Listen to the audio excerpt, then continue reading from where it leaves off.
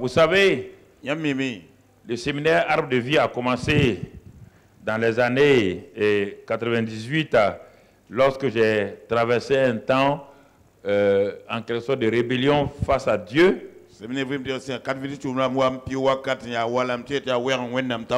Et parce que je voulais rester un évangéliste et Dieu me voulait que je sois un enseignant. Et pour moi, l'enseignement, je n'avais pas bien saisi, n'avait pas une onction puissante. Parce que être évangéliste, c'était pour moi la meilleure chose, les signes, les miracles. L'onction de Dieu, c'était les grandes choses.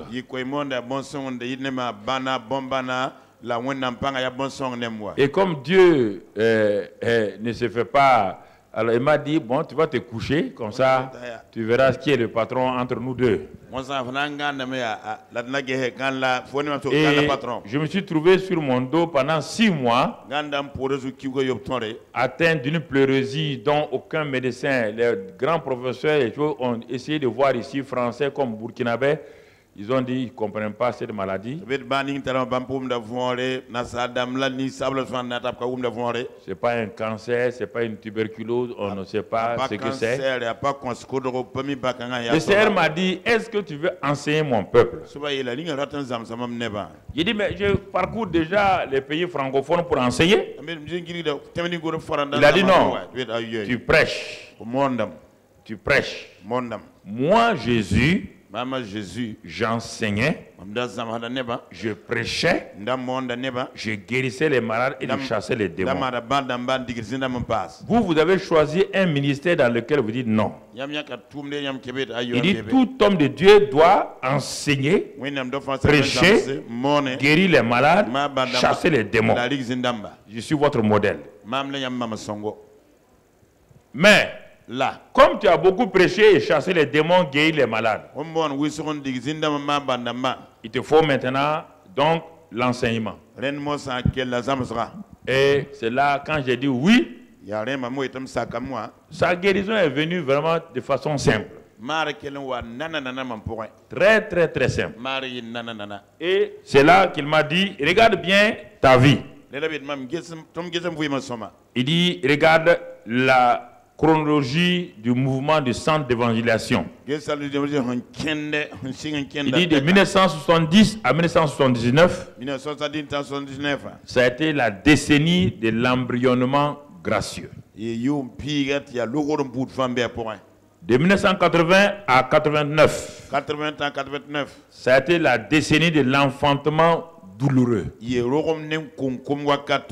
De 1990 à 99, ça a été la décennie de l'adolescence turbulente. Et de 2000 à 2009, alors nous avons assisté à la décennie de la croissance accélérée. Il dit maintenant de 2010 à 2020, c'est la décennie de la destinée fructueuse. Et nous sommes dans cette décennie-là. Nous venons de terminer la première partie de la décennie en 2015. Et depuis 3 mois, le Seigneur m'a dit, ce qui va advenir maintenant, c'est pour préparer les chrétiens. Parce que les choses vont aller rapidement en crescendo dans la violence. Les chrétiens, c'est qu'ils n'ont pas attendu là. Leur prière ne pourra pas rien servir s'ils ne partent pas sur la base de ce qu'ils vont recevoir comme enseignement.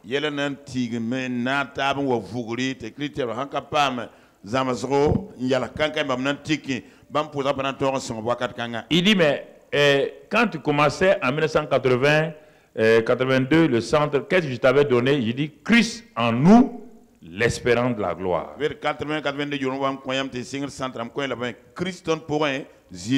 Il dit, mais c'est ça le secret. Pourquoi l'église d'aujourd'hui est faible? Pourquoi vous êtes obligé de faire des efforts pour que vos chrétiens puissent être un peu crédibles? pourquoi tant d'efforts et peu de fruits? Vous êtes obligé de faire des enseignements que vous prenez dans le monde pour colmater les brèches, alors que lorsque ça a commencé, ce n'était pas ainsi. Et là, je me suis enfermé, il a commencé à me révéler donc la profondeur de Christ en nous, l'espérance de la gloire. Il a commencé à me prendre, de retourner au commencement où ma prédication était basée sur ces éléments vraiment de base. Et c'est en ce moment que nous avons commencé toute une série depuis quelque temps et les chrétiens ont vu réellement qu'il y a une profondeur mais simple, mais transformatrice.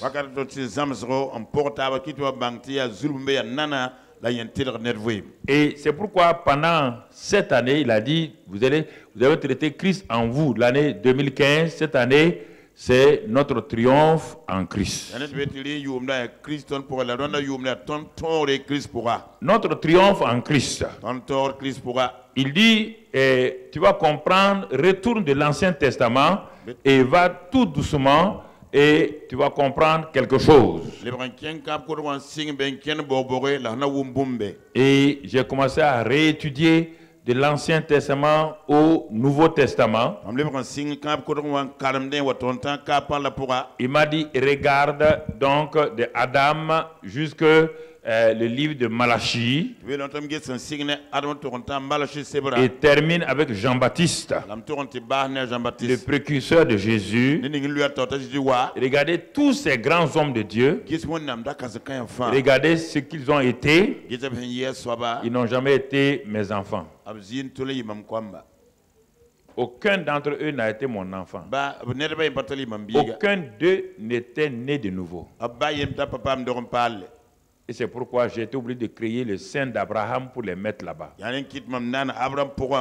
a fallu que Christ meure, ressuscite pour qu'il sorte pour rentrer de l'autre côté.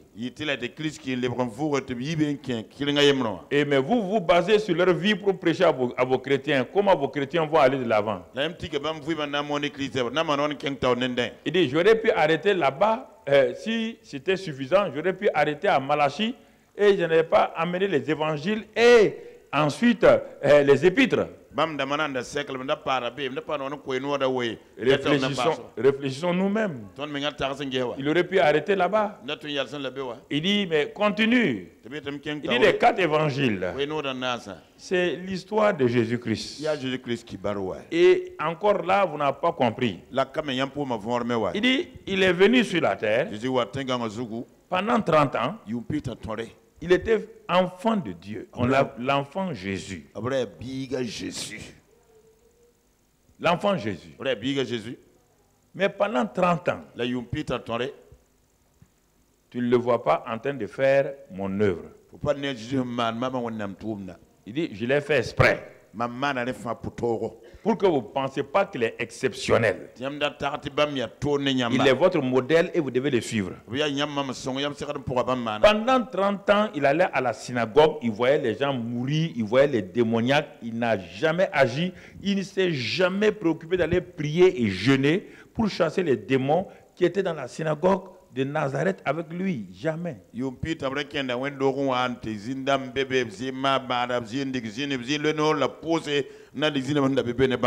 Regarde quand le ciel s'est ouvert sur lui. Quand il a été rempli du Saint-Esprit. Regarde-le, sachant qui il est. Regarde-le comment il me parle. Il me parle sans culpabilité. Quand il me prie avec assurance. Quand il rencontre Satan, il ne fait pas de combat. Il parle à Satan face à face. Et lui dit simplement, il est écrit. Et ça suffisait pour que Satan donne le dos et parte. Quand il parlait aux démoniaques avec autorité. Est-ce qu'il est venu pour lui-même? J'ai dit non. Il dit, il dit, entrons maintenant, j'ai fait encore exprès. Quand il est parti, je n'ai pas pris un de ses 12 disciples pour vous montrer le modèle. Je suis allé prendre l'ennemi numéro 1 de mon fils, il s'appelle Saul de Tarse. Il faut bien m'écouter. Hein? Je suis allé prendre mon fils, l'ennemi de mon fils. Pour que vous compreniez que la vie chrétienne n'est pas ce que vous vivez là. Un homme méchant, dur, qui persécutait les chrétiens. C'est lui que je suis allé saisir pour vous montrer ce que je suis et que je suis capable de faire. Lorsqu'un homme se livre entre mes mains, il n'avait pas de doctrine. Il n'avait pas d'enseignement. Il était un docteur de la tribu de Benjamin, pharisien entre les pharisiens, homme méchant.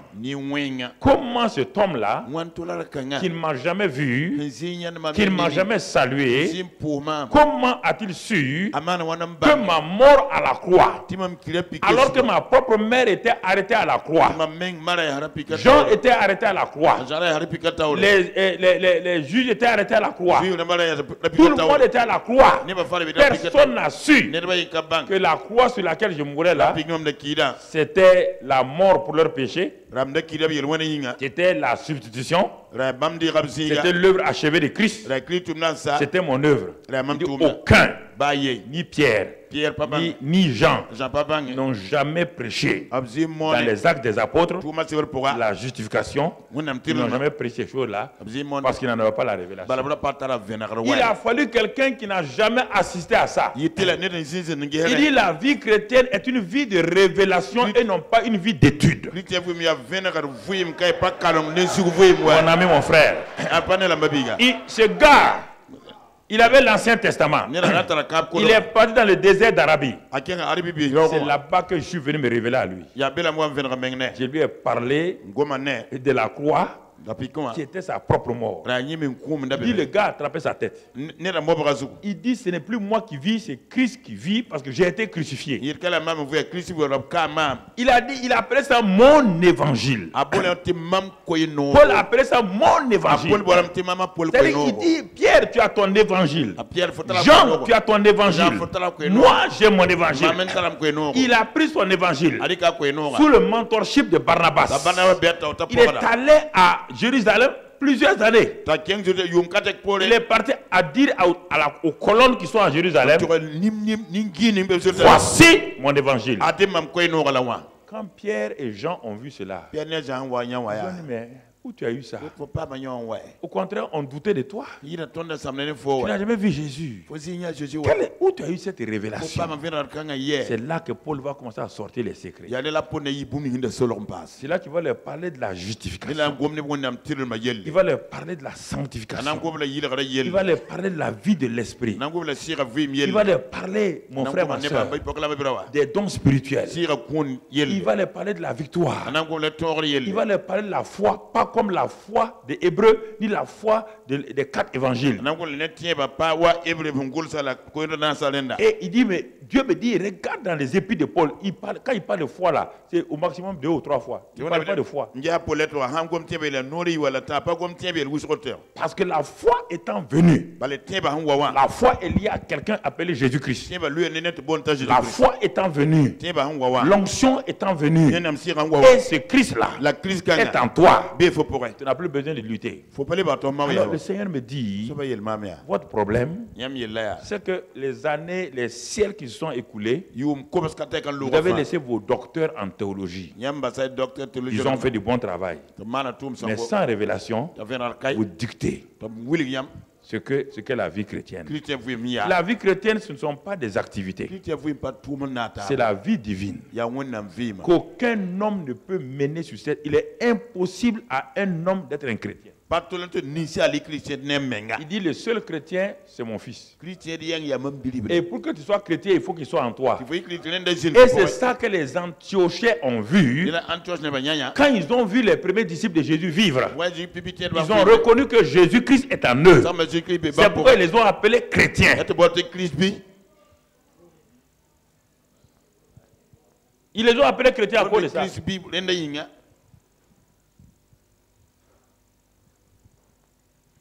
Alors là, j'étais là, j'ai dit, Seigneur. Mais dit oui. Alors, je vous dis ça pour attirer votre attention. C'est tout ce que nous allons voir cette semaine-là. Alors, un jour, je méditais. C'était avant, il y a quelques jours, je méditais. Tout juste, ma femme est rentrée. Dieu me dit, commence ton premier message avec tel titre. Le titre que je vais te donner, commence avec ça.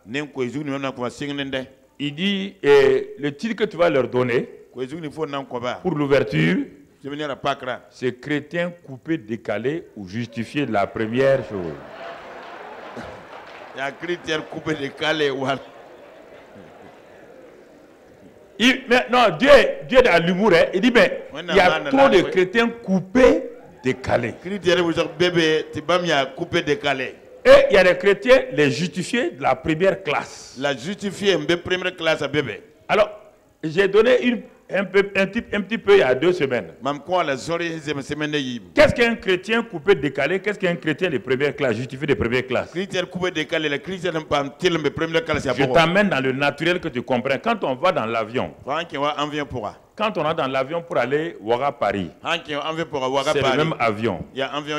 Quand tu es en classe économique, quand tu arrives, les hôtesses disent, voici les endroits, pose tes bagages.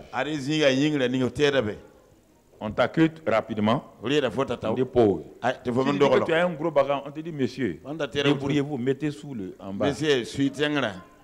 On ne demande pas ta veste. C'est classe économique, on ne demande pas. Ta veste. On ne demande rien. Il y a beaucoup de choses dans la classe économique. Tu es dans l'avion, un même avion. Mon frère.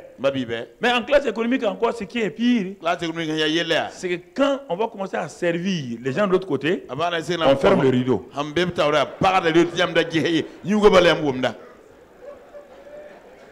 Pour que tu ne regardes même pas ce qu'ils mangent de l'autre côté. Dans le même avion. Et si tu te lèves pour aller là-bas, on dit non, non. Si tu peux aller aux toilettes, tu arrives là-bas, les stewards te disent, non, non, monsieur, c'est derrière, c'est au fond là-bas. Mais les justifiés de première classe, quand tu rentres, le sourire est là. Monsieur, votre veste, s'il vous plaît. On pose les choses. Vous pouvez tendre les pieds. Voici comment les films fonctionnent. Quand vous levez la main, oui, monsieur. Oui, monsieur. Champagne. Vous voulez ça? Vous voulez ça? Alors, les chrétiens coupés, décalés, ou les chrétiens de classe économique, ou les chrétiens de la première classe. Voilà, la première classe. Donc il y a des gens qui vivent tout le temps en seconde classe. Ils sont chrétiens depuis longtemps. Ils sont toujours en première classe. Ils sont mal à l'aise. Ils ont de longues jambes. Mais ils restent là-bas. Ils ont mal au dos. Ils restent là-bas. Comme mon ami qui a pris l'avion pour aller en France. Quand on venait lui servir à manger, il dit, lui, il ne mange pas. Quand les hôtels viennent, coca, lui, il ne boit pas. On a tout fait, rien. Maintenant, quand l'avion allait commencer à descendre, il y a une hôtesse qui a dit à mon ami là, il dit, mais vous n'aimez pas notre nourriture, notre boisson? Il dit non, que lui n'a pas l'argent pour payer. Il y a beaucoup de chrétiens comme ça, qui sont dans la vie chrétienne, qui n'ont jamais l'argent pour payer les choses. Voilà. Il y en a plein dans le monde entier. Ils souffrent aujourd'hui. Leur vie chrétienne, il n'y a rien, il n'y a rien, il n'y a rien, il n'y a pas de joie, il n'y a rien dans leur vie chrétienne. Mon frère, débrouille-toi. Hein? Quand on va mourir, on va aller au paradis. Mais sur la terre, là, on doit souffrir. Quel verset? Verset Boro. Ne sors pas les versets hors de leur contexte. Et tu comprends? Quand on est coupé, décalé, ça veut dire on ne marche pas dans tout droit. voyez bien le mot décalé. On est décalé par rapport au royaume. On est coupé par rapport à la vie du Saint-Esprit. Alors en ce moment-là, on est un chrétien coupé, décalé. On ne comprend pas la vie de l'Esprit. On ne comprend pas qu'est-ce que le royaume. On ne saisit pas ces choses-là. C'est difficile de comprendre. On est chrétien tout le temps en train de faire des combats. Il y a les chrétiens ignorants, il y a les chrétiens combattants et militants, il y a enfin l'église triomphante. L'église ignorante, ce sont ceux qui suivaient Jésus là. Les Pierre, les gens là. C'était l'église embryonnaire, mais ignorante en même temps. Quand ils voient quelque chose, ils sont passionnés. Oh, jamais un homme n'a fait de si grandes merveilles. Jamais un homme n'a parlé comme ça. Il n'y a que des choses comme ça. Ça, c'est les chrétiens. Donc, la première de l'ignorance là. Ils ne connaissent pas leur identité. Et Jésus qui leur dit, mais qui dit-on que je suis? Là aussi, ils sont embêtés. Donc, ils ne connaissent pas leur identité. Ils ne connaissent pas l'identité de celui qui est là. Il l'appelle maître. Il fait des miracles. Quand maintenant, il appelle la tempête, qui est celui-ci? Qui c'est? Ils voient les choses. Ils voient des miracles. Ils voient des guérisons. Mais leur vie n'est pas stabilisée. C'est là. Le Seigneur a monté des miracles, mais aucun n'est transformé. Les signes, les miracles ne transforment personne.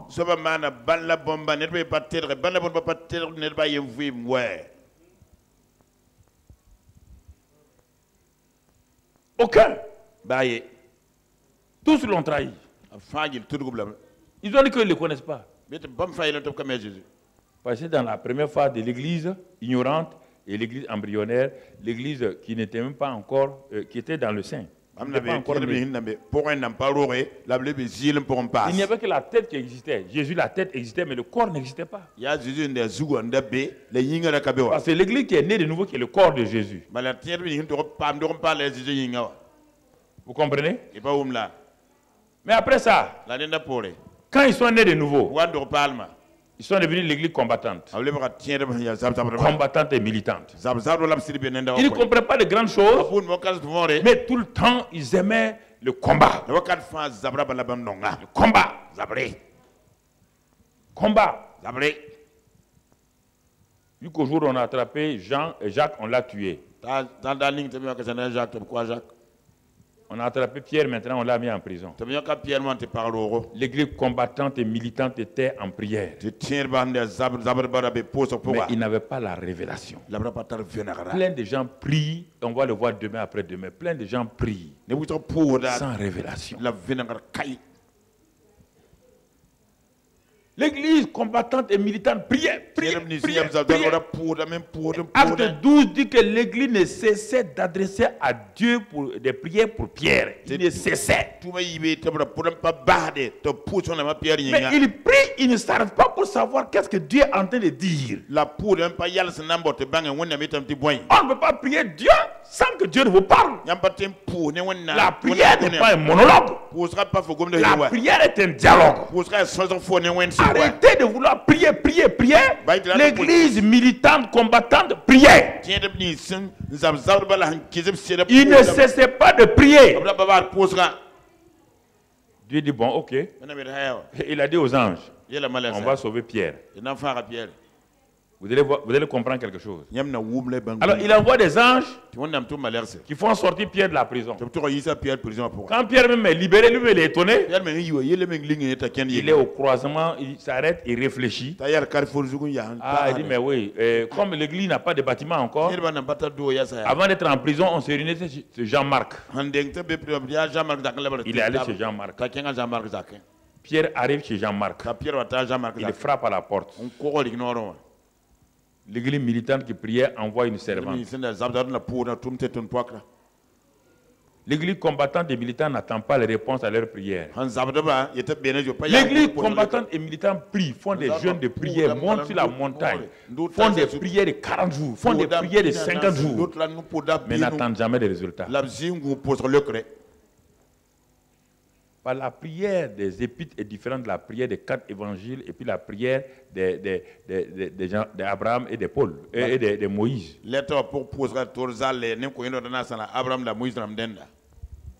Et ils avaient la croix devant eux. Les Abraham avait la croix devant eux. Ils n'avaient pas d'appui. Quel était leur appui? Aucun appui. Ils n'avaient que des promesses. Et ils n'avaient que la croix devant eux. Ils n'avaient que des promesses. Alors, ils n'avaient rien sur laquelle s'appuyer. Il fallait prendre les promesses. Ils n'ont pas vu la croix. Ça, c'est l'église qui prie comme ça. Mais l'église du Nouveau Testament s'appuie sur la croix déjà. Son appui, c'est la croix ou les faits de Dieu. L'église de maintenant là ne prie pas pour prier. S'appuie sur l'œuvre achevée de Christ. S'appuie sur la grâce de Dieu. L'église n'a pas de promesses. Dans le Nouveau Testament, il n'y a pas de promesses. Il y a des faits. On s'en empare, on prend possession de ça. C'est pourquoi il y a tant de prières qui amènent la frustration.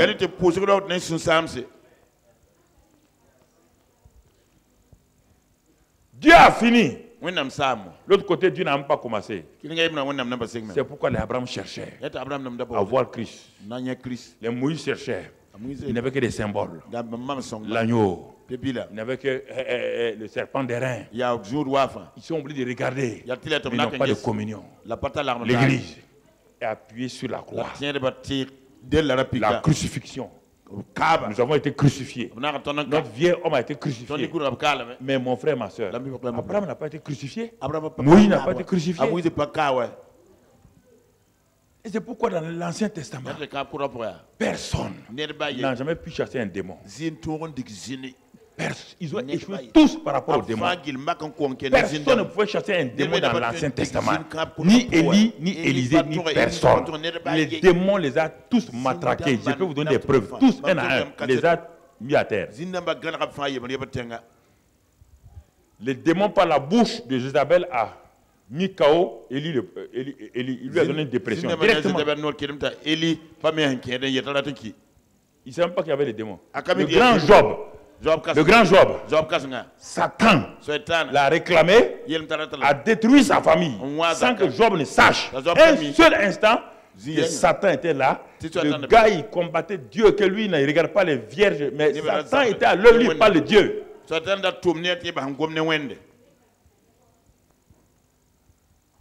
pouvait pas combattre les démons. Personne. Personne dans l'Ancien Testament n'a pu vaincre un démon.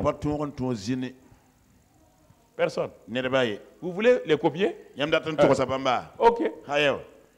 Vous voulez copier des gens? Vous voulez les copier? On se réfère à eux comme la racine. On cherche quoi? C'est pas la racine. On cherche quoi? Le fruit.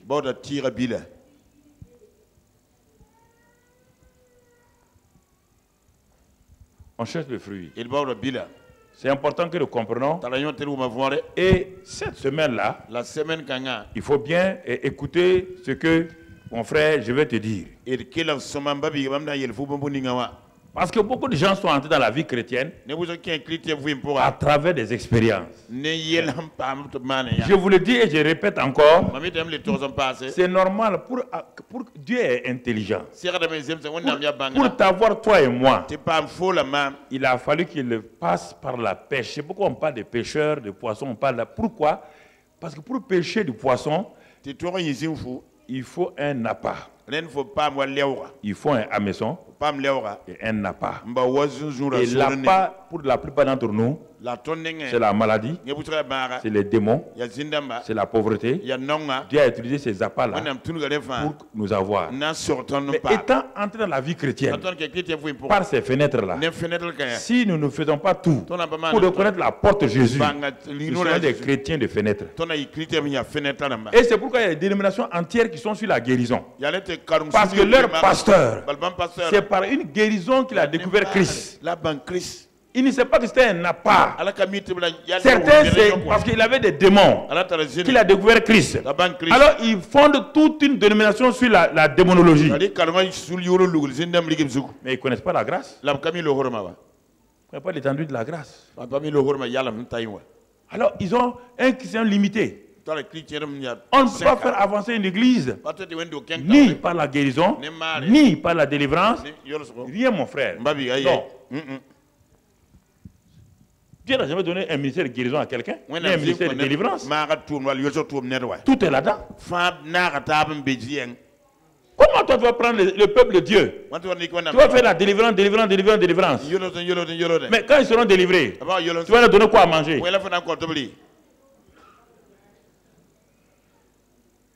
Ils vont manger les démons?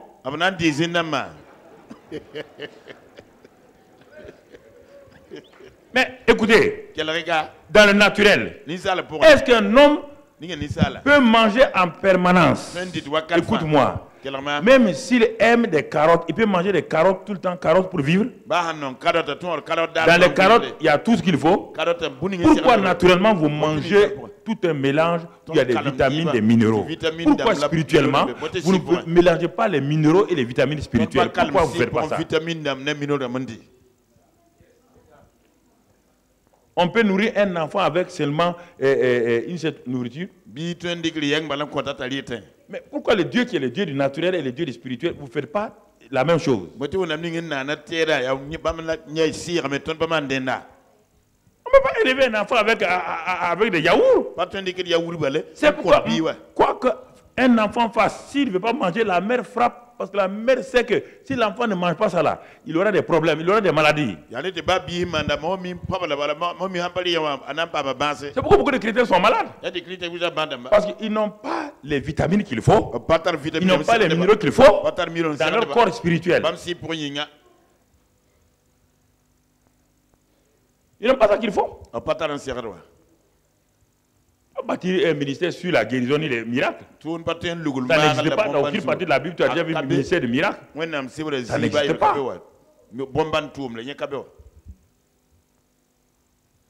Faites attention, vous allez les rencontrer. Je vous préviens. Vous allez les rencontrer un jour. Là, il n'y a même pas d'ambiguïté. Il va vous poser des questions claires et nettes. Moi, je t'ai donné un ministère de délivrance, de guérison. Moi. Quel jour je t'ai donné ça? Vous allez lui répondre. Pourquoi il n'a pas donné à Pierre? Pourquoi il n'a pas donné à Paul? Pourquoi il n'a pas donné à Jacques?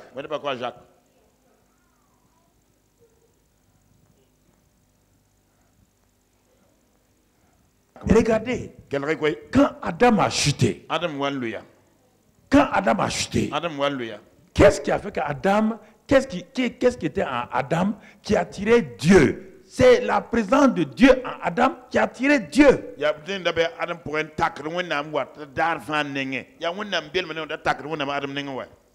Tout le monde est sûr Adam a péché là, Adam a péché. C'est pas ça le problème. Quand Adam a désobéi là, qui est parti d'Adam? Qui est parti? Hein? Quelle présence est partie de lui? Adam est resté un être humain. Mais la partie divine est partie, oui ou non? Est-ce que Dieu pouvait venir voir Adam encore? Adam est devenu quoi? Un mort. Dieu avait déjà dit, le jour que tu mangeras, tu mourras. Il n'est pas mort physiquement.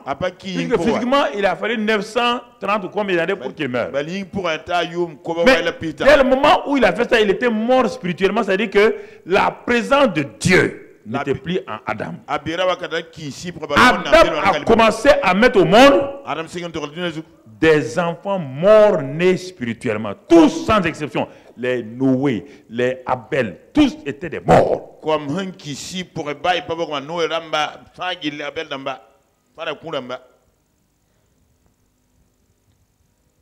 Jusqu'à ce que il y ait la nouvelle naissance, toute personne sur la terre était un mort.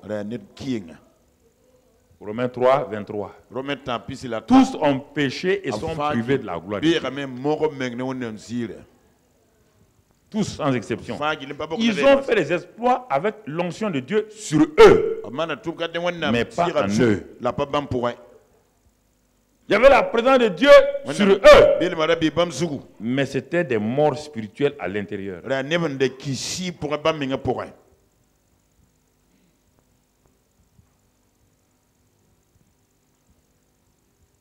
faut bien comprendre ça. Mon frère, ma soeur. Il faut bien comprendre ça. Ils ont tous péché, privés de la gloire de Dieu. Romains 3, 23, 24. Ils ont tout fait. Dieu leur a donné des règles. Dieu leur a donné tout. Mais regardez, Hébreux 10, verset 1 à 4. Hébreux 10, verset 1 à 4. Leur grand Moïse a apparu. L'homme qui plaisait à Dieu, il a tout fait. Regardez comment il a terminé lamentablement. Moïse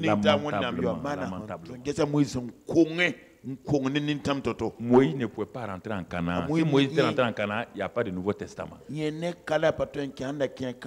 sang des boucs et des taureaux ne peut pas rentrer à Canaan. Le bouc de sang des boucs, le sang des boucs et des taureaux. Lis-le avec moi. Reprends au verset 1. En effet, la loi qui possède une ombre des biens à venir. La loi possède une ombre des biens à venir et non l'exacte représentation des choses. Ne peut jamais.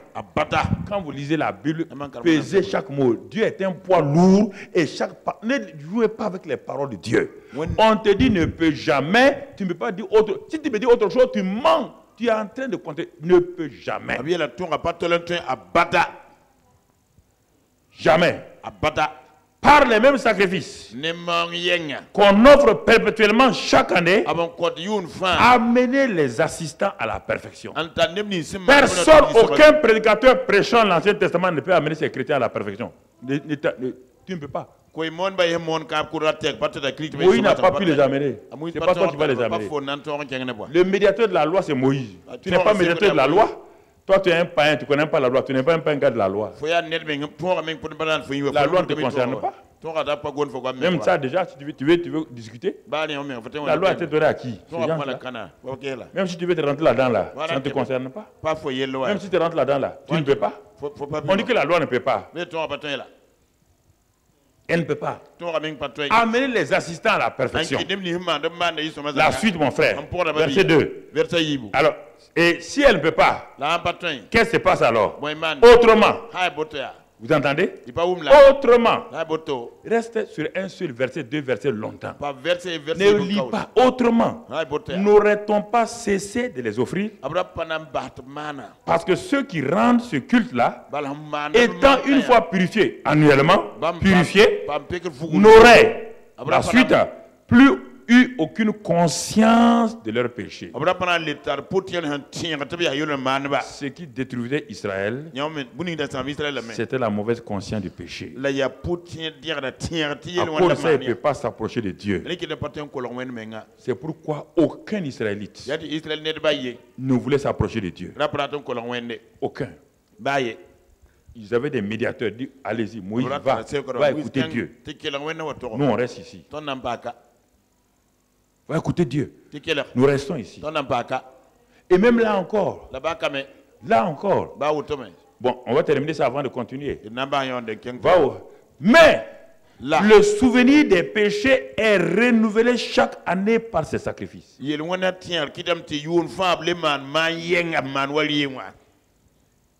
Alors, beaucoup de chrétiens vivent dans ça aujourd'hui.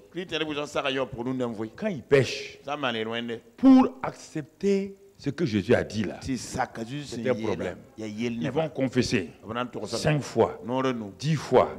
Un prédicateur de passage dans leur église par le même péché, ils viennent encore pleurer. Parce qu'on leur a appris qu'on doit confesser le péché 3 ou 4 ou 5 fois. Mais pourquoi ils n'ont pas l'assurance? Par le souvenir.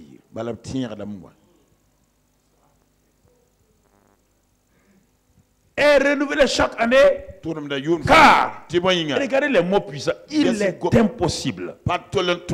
Quand la Bible dit il est impossible, c'est impossible. Il est impossible. Il y a deux passages dans Hébreu où il dit impossible. Impossible pour ceux qui ont été éclairés, qui ont goûté les dons célestes, qui ont vu, qui sont tombés. Il est impossible d'être chaud. Et le premier impossible, c'est celui-là. Il est impossible que le sang des taureaux et des boucs ôte les péchés. Alors, tu vois ici, on dit ôter les. Mais 5000 ans plus tard, on a présenté quelqu'un qui fait quoi? Qui ôte les péchés. Il a fallu attendre 5000 ans pour que quelqu'un vienne ôter les péchés. Il a fallu attendre ça. Toi, tu veux prêcher aux gens qui n'ont qu'à se repentir. Ils vont se repentir de quoi? S'ils n'ont pas reçu celui qui ôte les péchés. Jean-Baptiste dit, voici l'agneau. Les agneaux de Moïse là. Il est impossible, si tu es prédicateur de Moïse, il est impossible, prédicateur de Moïse, homme de la classe de Moïse, et tu tiens de la classe de Moïse, tu es en train de conduire ton peuple dans l'enfer. Je vous préviens, vous dire. Non, mais que je vous dise clairement que vous ne vous trompez pas vous-même. L'affaire de Christ là, ce n'est pas une affaire de j'étais appelé, hein. C'est une affaire de Bible. Ou c'est la Bible ou c'est pas la Bible. C'est pourquoi je n'ai pas peur de dire ce qu'il y a. Il est impossible. Impossible que le sang des boucs et des taureaux. Il y a un seul.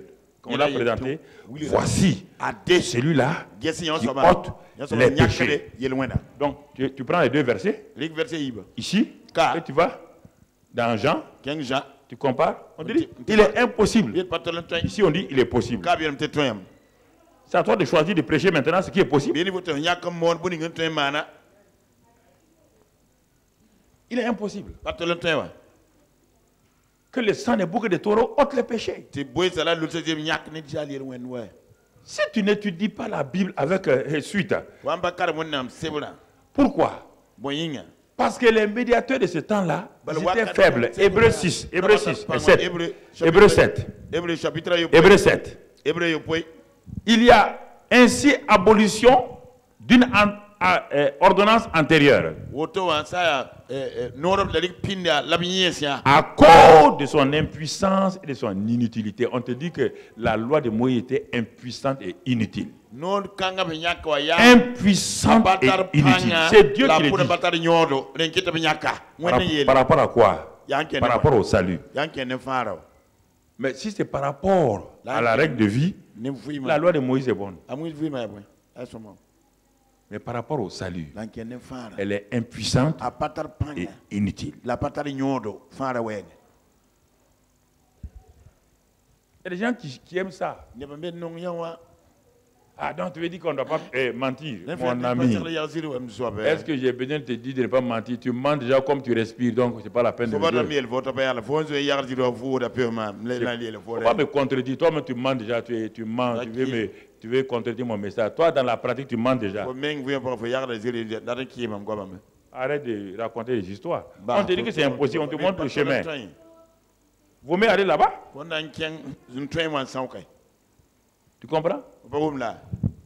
Pourquoi ces hommes-là, le verset 19, car la loi n'a rien amené à la perfection. En tout, rien là, n'a rien. On n'a pas dit certaines choses, on dit rien. Amener à la perfection et introduction d'une meilleure espérance par laquelle nous nous approchons de Dieu. Il dit, ça n'a pas amené un peu pour s'approcher de Dieu. La loi a été incapable d'amener un homme vers Dieu. Ils sont sous quoi? La chute d'Adam.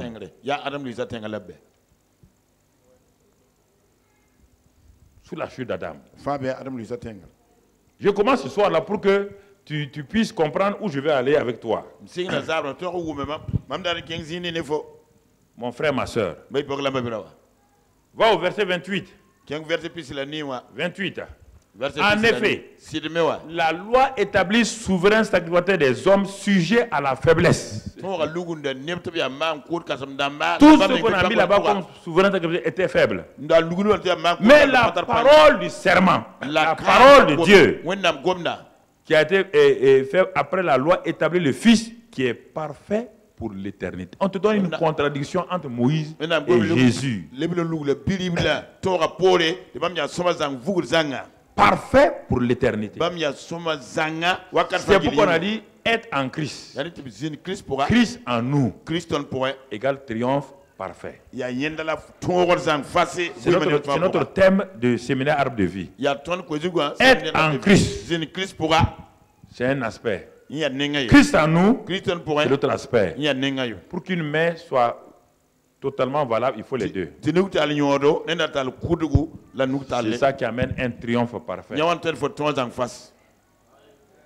Triomphe parfait. Mon frère, ma soeur. Et tu comprends? Le 28, bon, on l'a fini. On va aller à 2 Corinthiens 3. On va aller maintenant. Paul, écoutez, il va te parler. Je voudrais que amener les gens à comprendre ce que la Bible dit. Paul, qui était un docteur de la loi, il dit qu'il était fier de ça. Quand il a rencontré Christ là, écoutez les déclarations de Paul. Il appelle la loi, le ministère de Moïse là, appelé le ministère de la mort.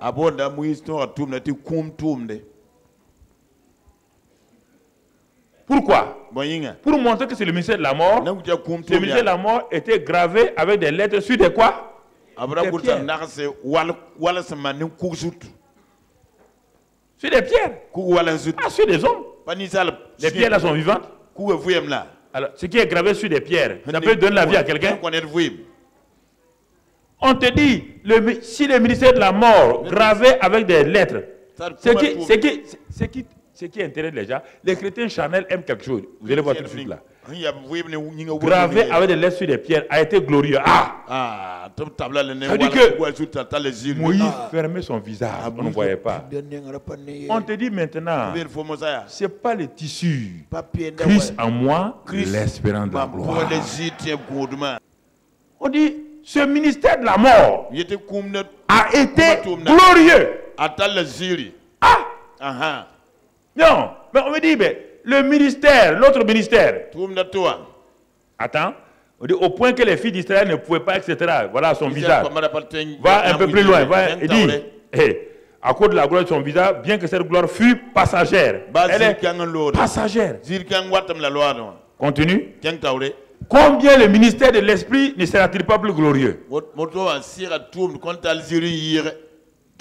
Va te cacher avec tout ça là. Va te cacher. Si tu sors comme tu es rentré, moi j'ai démissionné du ministère. Si tu sors avec ces choses, tu rentres dans un temps. Tu vas dans un temps de retraite. Tu dis ça là. On te dit que le ministère de Moïse là, qu'on appelle le ministère de la mort, ça n'a jamais produit la vie. Mais pourtant, ça a produit une gloire. Chaque ministère a une gloire. On dit le ministère de l'Esprit. Le ministère de l'Esprit. Ne sera-t-il pas plus glorieux? Pourquoi tu t'attaques à un ministère de la mort? Premier nom du ministère de Moïse, c'est le ministère de la mort. Le ministère de Jésus, c'est le ministère de l'Esprit. Continuons, verset 9. Si le ministère de la condamnation, c'est pourquoi nous aimons condamner les gens. Et les gens se viennent, ils pleurent. Et le pasteur est content. L'église a pleuré aujourd'hui. L'église a pleuré parce que tu es déjà condamné.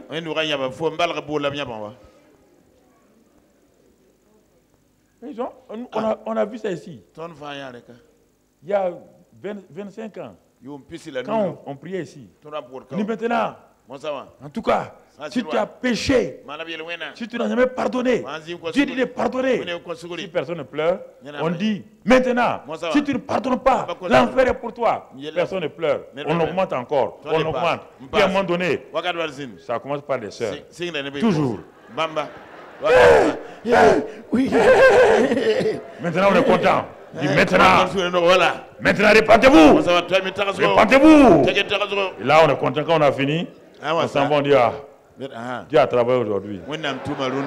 C'est toi qui as travaillé, c'est pas Dieu. Tu as manipulé les gens.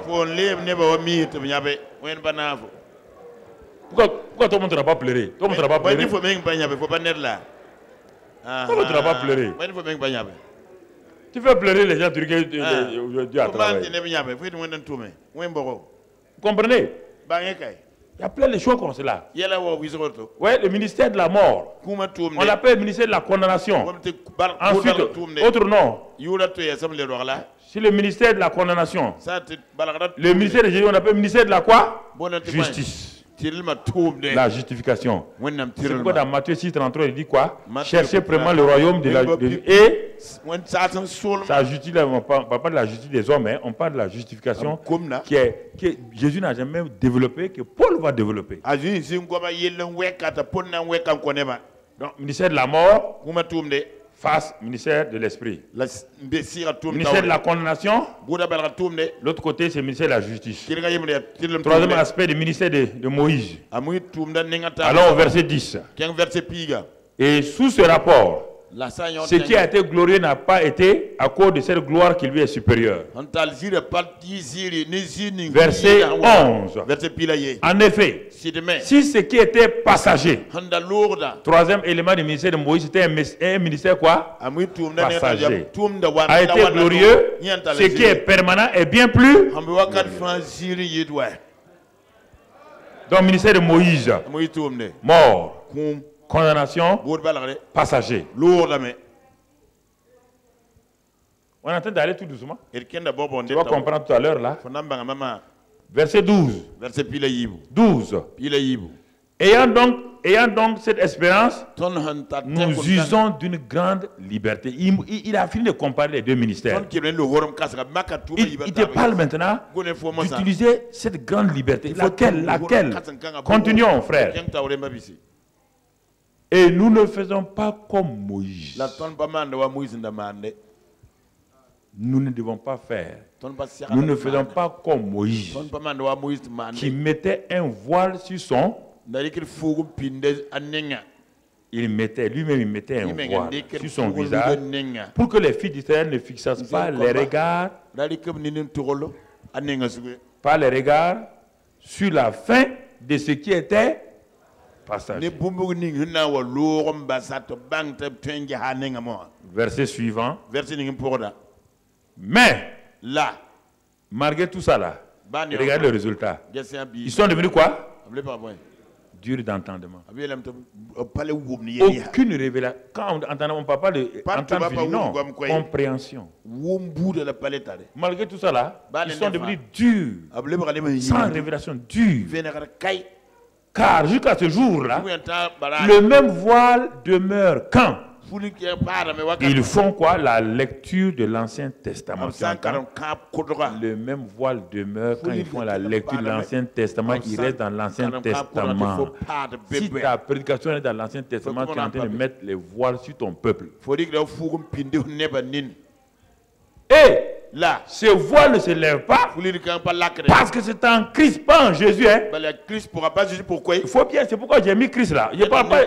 Jésus là, vous l'avez assez connu Jésus. À la croix, tout. Il n'y a pas de Christ. C'est en Christ que le voile disparaît. Le voile disparaît en Christ. C'est pas fini. Quand le voile disparaît, c'est pas fini mon frère. Ça là, c'est un filon qu'on ne peut pas exploiter toute la vie. Jusqu'à ce jour, on te répète encore, il répète. La répétition pédagogique, la répétition est une méthode pédagogique pour qu'une leçon rentre dans quelqu'un. Il répète sur une autre forme. Jusqu'à ce jour, quand on dit ça, toi tu veux dire, on parle au temps de Moïse. On te dit maintenant, jusqu'à ce jour-là, c'est quoi? Dis-moi la date du jour. Donc, ce jour-là, ça concerne au temps de Moïse. On dit jusqu'à ce qui est en train de lire. C'est pas toi, non? Jusqu'à ce, quand on lit Moïse, un voile est jeté sur leur cœur.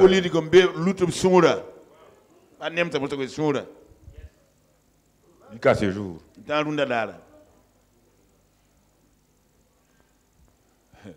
Jusqu'à ce jour, quand on lit Moïse dans l'Ancien Testament et qu'on reste là-bas, un voile est jeté sur leur cœur. Le pasteur a un voile sur lui, les chrétiens ont un voile sur lui. Continuons. Mais lorsque les cœurs se convertissent au Seigneur, on ne parle pas de Jésus.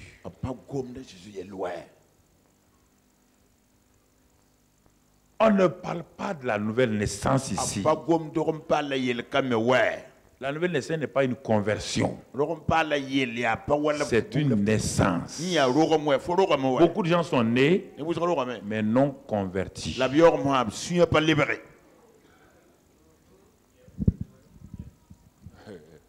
C'est tout un séminaire.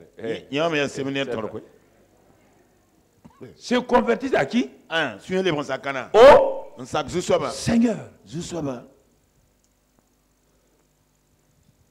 Lorsque les cœurs se convertissent au Seigneur, la suite, qu'est-ce qui se passe? Et là où est, mais lorsque les cœurs se convertissent au Seigneur, le voile est ôté. De quel Seigneur on parle? On dit, oh, le Seigneur là c'est qui? L'Esprit. Et là où est l'Esprit du Seigneur, là est quoi? La liberté. Là est la liberté. Mais tu n'as que la liberté. Ça c'est une phase médium. Tu n'es pas encore dans la dimension des lieux célestes où tu es assis. Ça, c'est la dimension simplement des gens qui sont remplis du Saint-Esprit, qui parlent en langue. On te parle de ça. Là, il y a une liberté. Si tu ne comprends pas, si tu ne crois pas ça, on dit que celui qui est né de nouveau est comme quoi? Le vent. Il fait quoi? Il va ici, il va là, il souffle et on ne peut pas le contrôler. C'est de cette liberté qu'on parle ici. Non, tu ne vis pas encore dans cette dimension de l'esprit. On ne te parle pas des expériences que vous avez faites là. Regarde, tu commences par la liberté. Jésus dit à Nicodème. Nicodème, ce qui est né de la chair est quoi? Chair. Ce qui est né de l'esprit est quoi? Ok. Si je te dis des choses, tu ne comprends pas les choses naturelles là. Si je te dis ce qui est au ciel là, tu peux comprendre? Mais il dit que, mais pourtant, il dit, quand il parle, il dit que le Fils de l'homme est assis où? Il est où? Il dit le Fils de l'homme est assis où? Mais pourtant, il est assis devant qui? Il est assis là, sur une chaise devant Nicodème, mais il est assis dans les lieux célestes. Donc, je suis assis ici, je suis arrêté avec vous ici, mais moi, ma dimension, mes deux pieds touchent le sol. Mais je suis en train de fonctionner dans les lieux célestes. Et je vais déverser sur vous les choses du lieu céleste.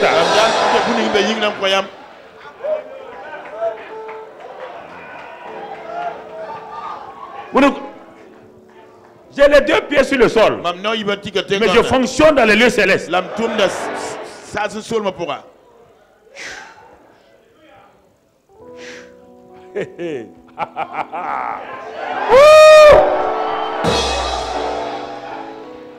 Ok, Seigneur, on va aller doucement. Lis la suite. Lis la suite. Nous tous, qui le visage découvert, quand tu quittes la liberté, tu rentres dans l'autre dimension. Nous tous, qui le visage découvert, contemplons comme dans un miroir. Quoi? La gloire du Seigneur. Tu es en train de monter. Tu contemples quoi? La gloire du Seigneur. Nous sommes quoi? Quand tu contemples la gloire du Seigneur maintenant, tu n'as pas besoin de jeûner et prier. Contemple la gloire du Seigneur et tu es métamorphosé. Tu es transfiguré. Pas en la même image de gloire en gloire comme par le Seigneur l'Esprit.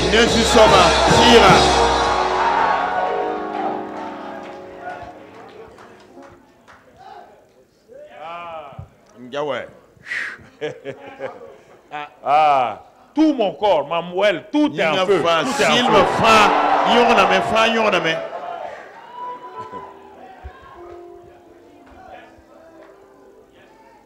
Tu vois? Écoute ça.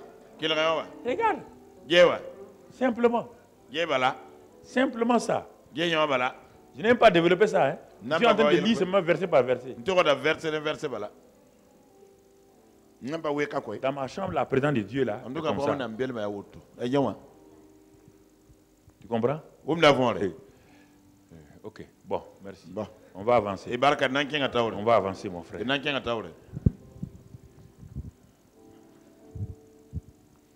Nous disons à quel verset? 18. Bon. Maintenant, quand tu commences à comprendre ça, j'ai noté quelques éléments parce que je ne veux pas trop vous retenir aujourd'hui. Quand tu commences à comprendre ça, tu commences à comprendre pourquoi cet homme Saul de Tarse là, il y a des expériences qu'il ne peut pas raconter aux gens. Il dit que ce qu'il a vécu là, c'est tellement ineffable qu'il n'y a pas un langage humain pour le décrire. Si tu décris ça, tu vas faire des erreurs.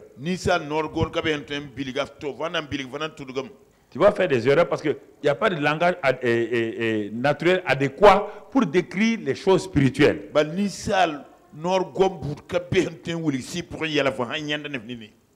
Et tu comprends? Et c'est pourquoi Jésus, il disait, ben, tant que le Saint-Esprit ne vient pas là, mes chers disciples, je ne peux pas expliquer plus loin que ça. Vous ne pouvez même pas comprendre. Il dit, Matthieu 6, 33, il dit, vous savez, il dit, cherchez premièrement le royaume de Dieu et sa justice. Et toutes ces choses vous seront données. Bon, nous prenons, nous prêchons ça. Qu'est-ce qu'il dit? Paul dit, ce que Jésus a voulu te dire là, il dit de chercher, c'est-à-dire la priorité c'est le royaume des cieux. Mais qu'est-ce que le royaume des cieux? Quand il dit ça, personne ne comprenait. Est-ce que quelqu'un comprenait? Il cherchait le royaume des cieux. Il est où? Déjà quand il a dit que celui qui m'a vu a vu le Père, il dit, ah bon, montre-nous le Père. Montre-nous le Père. Il y a longtemps tu parles de papa là. Montre-nous un peu, on va le voir. Il ne peut pas comprendre. Sans le Saint-Esprit, il y a des choses, tu as beau prêcher, personne ne comprend. Personne ne comprend. Il ne faut pas en vouloir à quelqu'un. Quand les gens sont dans une dimension terrestre, il ne faut pas leur en vouloir. Si tu leur en veux, ça veut dire toi-même tu n'as rien compris. Il dit, Paul dit, mais vous n'avez pas compris ce qu'il a dit? Il dit, quand il parle du royaume de Dieu là, il dit le royaume de Dieu c'est quoi? C'est la justice, la joie, la paix par le Saint-Esprit. Le royaume de Dieu aussi, c'est la puissance. C'est quoi encore? Il a développé dans les Épîtres. Ah, les gens disent, ah bon. Ah, mais quand il parlait du royaume, non, on ne comprenait pas. C'est pourquoi nous avons pensé qu'il allait nous délivrer de la main de Rome. Non. Nous on attendait que le royaume de Dieu soit là tout de suite. C'est pourquoi tout le temps il nous dit non, je ne suis pas le roi que vous attendez. Ah, Paul, nous comprenons de quoi tu parles. Ah, on n'a pas compris ça. On n'a pas compris ce qu'il disait. C'est pourquoi on veut le proclamer au roi. Il a dit non. Il a dit non. Il dit le royaume de Dieu. Il est ici au milieu de vous. Ça dans Luc, il dit au 17, il est au milieu de vous, il est en vous. Mais il ne peut pas se manifester. Parce qu'il y a quelqu'un seul qui est capable, c'est le Saint-Esprit. De le manifester. Et il est fait au moyen de la parole. Il faut la conjonction du Saint-Esprit et de la parole pour que le royaume des cieux qui est ici là se manifeste. Se manifeste. Si il est là, rien ne se passe. Rien. Absolument rien. Mais il dit pour comprendre ça, et il va dire quelque chose maintenant. Il dit, je vais vous dire quelque chose. Chrétien, il faut bien comprendre. Chaque révélation peut créer un problème à quelqu'un. Ceux qui ne connaissaient pas le baptême du Saint-Esprit, quand le baptême du Saint-Esprit a commencé dans les années 1800 et quelques, avant d'arriver à Los Angeles en 1906, à Azusa Street. Mais ça a été un bouleversement. Tout de suite là, ils ont cru qu'ils avaient découvert la... Non, le baptême du Saint-Esprit était déjà connu par l'Église primitive. Il n'y avait rien de nouveau. C'est le concile de Nicée en 325 qui est venu mettre de la pagaille dans l'église. Et on a commencé à mettre des comités en place, des choses en place à la place du Saint-Esprit. Donc Dieu n'a fait que restaurer ce qui était perdu. Mais c'est ça qui a amené beaucoup de dénominations. Quand une petite révélation vient quelque part, quelqu'un se base sur ça pour faire une dénomination. Il n'y a rien de plus dangereux. Mon corps là est parfait, complet. Un bébé ne comprend pas qu'il a deux mains. Un bébé, il ne comprend pas qu'il a deux mains. Il est dans les bras de sa mère, il tient le sein avec ça, mais il ne comprend pas qu'est-ce que les mains. Mais un jour, l'enfant a la révélation que les mains là sont ses mains. Ses pieds là, il peut utiliser. Mais tu vois brusquement, il est passionné. Il veut marcher vite, il veut courir. Et on l'arrête parfois. C'est ainsi la révélation. Dieu ne donne pas des morceaux de révélation à quelqu'un. La sanctification. Tout le monde était en... C'est John Wesley qui a apparu. Il a dit la sanctification. Mais il dit qu'est-ce que c'est? Il a commencé à expliquer ça aux gens. Mais les gens ont fait tout de suite un groupe autour de lui.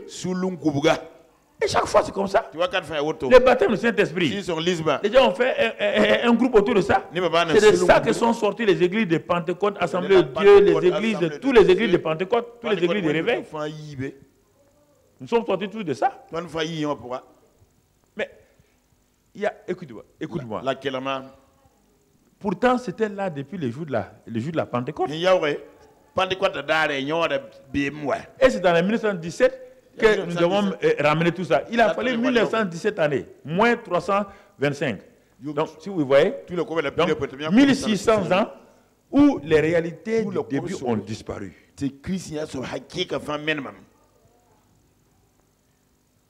Et nous sommes venus baser nos dénominations sur des choses qui étaient réelles, qui avaient simplement disparu, et on se vend de ça. C'est pourquoi il y a 3 000, 4 000, 15 000 dénominations qui se combattent inutilement alors que ça n'a aucun sens. Aucun sens.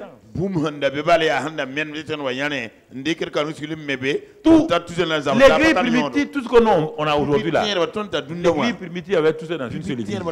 Une seule église. Il n'y a pas d'église catholique, il n'y a pas d'église protestante, il n'y a pas Pentecôte, il n'y a pas réveil, il n'y a pas rien. L'église primitive. Quand Paul est venu là, quand Paul a commencé à révéler là, tout était déjà là. Le baptême d'eau, le baptême du Saint-Esprit, tout était là. Ils pratiquaient tout ça. Pratiquaient tout ça. C'est pourquoi ils étaient forts. C'est pourquoi le monde avait peur d'eux. Aujourd'hui, nous, on est divisés. Une petite révélation de quelqu'un, il prend ça. Regarde les protestants encore. Regarde les protestants. Regardez-les. Regarde. Tout le temps, ils sont divisés. Tout le temps. Oh, quand quelqu'un a une petite révélation, il condamne les autres. Quand quelqu'un a une petite révélation, il condamne les autres. Nous tous, on l'a fait. On ne comprend pas. C'est un corps. Quand le bras découvre qu'il est bras, il croit qu'il est supérieur aux yeux. Mais si les yeux se ferment, les bras ont des problèmes. Il faut faire attention. Hein? Dieu n'a pas donné à quelqu'un une révélation plus que quelqu'un d'autre. Toute révélation que vous avez a déjà existé. Simplement, ça avait disparu. Et maintenant, Dieu vous fait grâce pour vous donner ça. Il n'y a aucune nouvelle révélation en dehors de la Bible. Mon frère, aucune. Aucune. Si vous vous amusez à ça, vous allez créer des choses terribles. Retournons à la Bible. Simplement.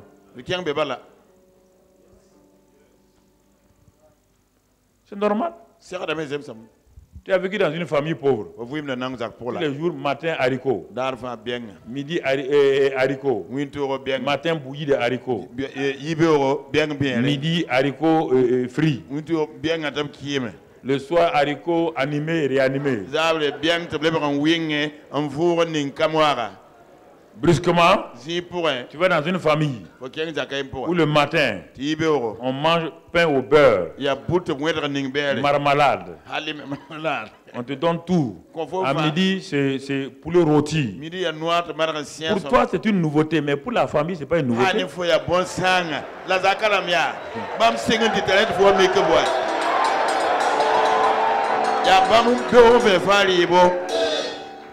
Et ils sont dans ça il y a longtemps. Ils sont dans ça il y a longtemps.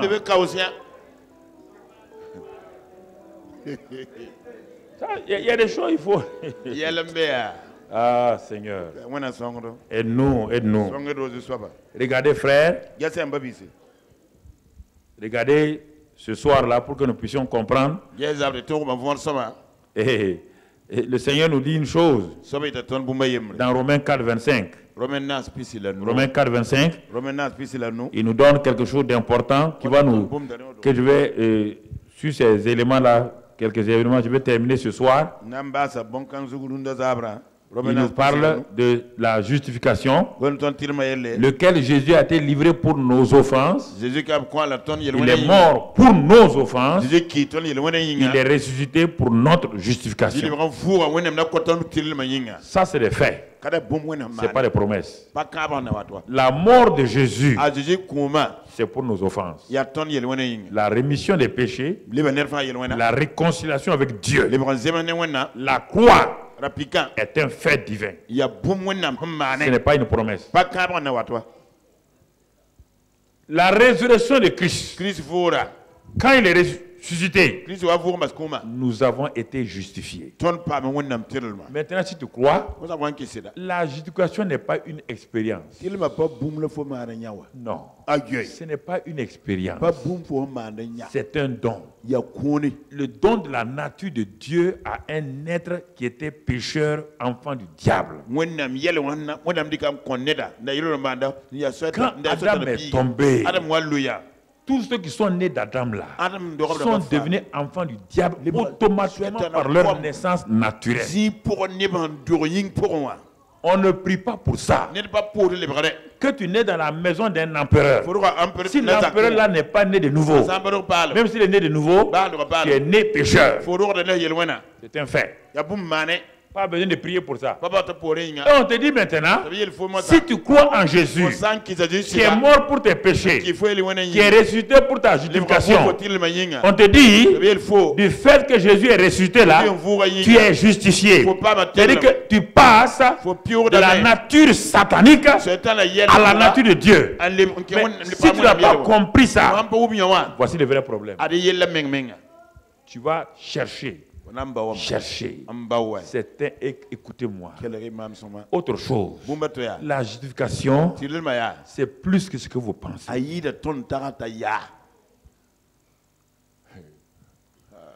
La justification. Je ne nie pas les dons que les gens ont. Je ne nie aucun don.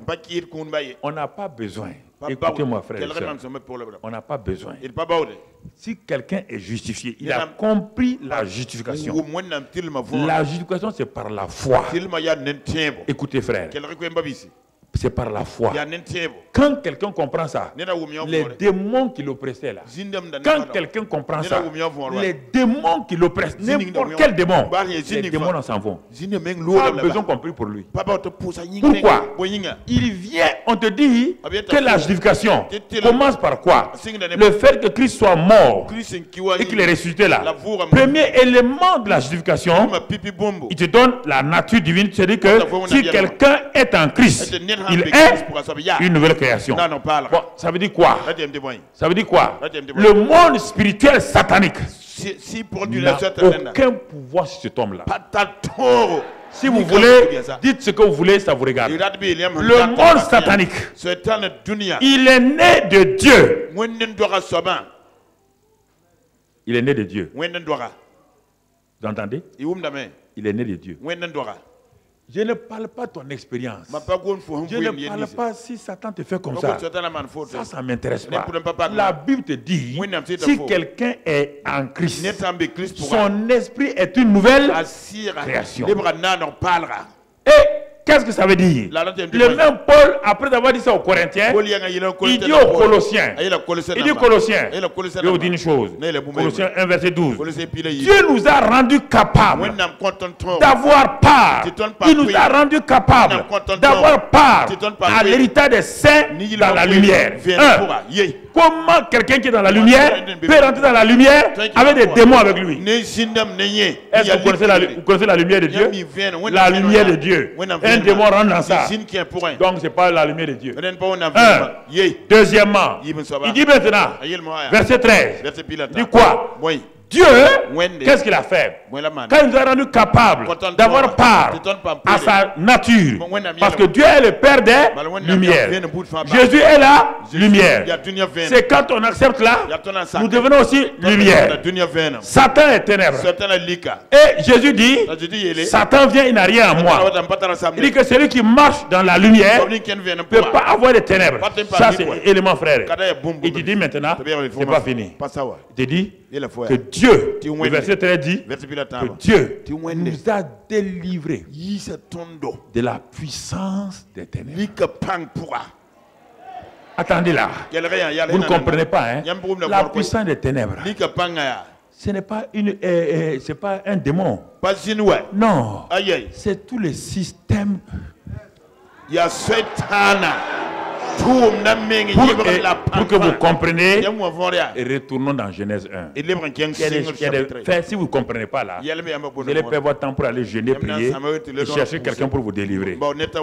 Écoutez-moi. Genèse 1, verset 2. La terre qui avait été créée là, du fait que Satan a été précipité dans Apocalypse, il dit la terre est devenue informe et vide. Allons sur ça. La terre était tohu, bohu, c'est les termes hébreux. Elle n'a pas de forme géométrique informe. Ça veut dire quoi? Elle n'était pas triangulaire, elle n'a pas de forme. Et elle était vide de substance. La terre était vide de substance, de vie. Rien. Écoutez-moi. Ça c'est un. Deuxièmement, cette terre qui était informe et vide là, elle était contrôlée. Contrôlée par les ténèbres. On n'a pas dit la nuit. On n'a pas dit l'obscurité. On dit ténèbres. Et le prince des ténèbres, c'est Satan. La terre était contrôlée. Écoutez-moi. Regardez, la terre était informe et vide. Il n'y a aucune vie dans la terre. Et cette terre là, en même temps contrôlée par Satan. Qu'est-ce que Dieu a fait? Il a fait deux choses. Premièrement, il a envoyé le Saint-Esprit. Le Saint-Esprit a commencé à faire quoi? À se mouvoir. Il est en train de préparer. À se mouvoir. Quand il a fini de se mouvoir, Dieu est resté là-haut. Il ne s'est pas levé. Dieu ne se lève pas. Dire qu'un homme doit délivrer quelqu'un, c'est se foutre de Dieu, c'est insulter Dieu, si vous le comprenez. C'est pourquoi vous luttez entre les mains des gens et vous maltraitez. Dieu s'est assis. Il a dit quoi? Dieu est quoi? Lumière. Il est aussi le Père des... Toutes les lumières sont issues de qui? L'autre côté là, Dieu avait un problème. C'était quoi? Les ténèbres. Les ténèbres contrôlaient, oui ou non? Dieu a envoyé le Saint-Esprit. Ensuite, Dieu a parlé. Que la lumière soit. Je vous pose la question. Il y a eu quel combat? Il y a eu quel combat? Dieu a lutté avec quelle ténèbres?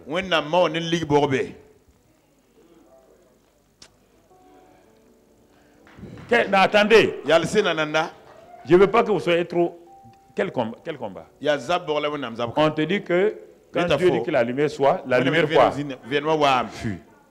Et ça a été quoi? Il a fait quoi? Séparer. Oui ou non? Il n'a pas séparé les ténèbres de la lumière. Comment la lumière de Dieu.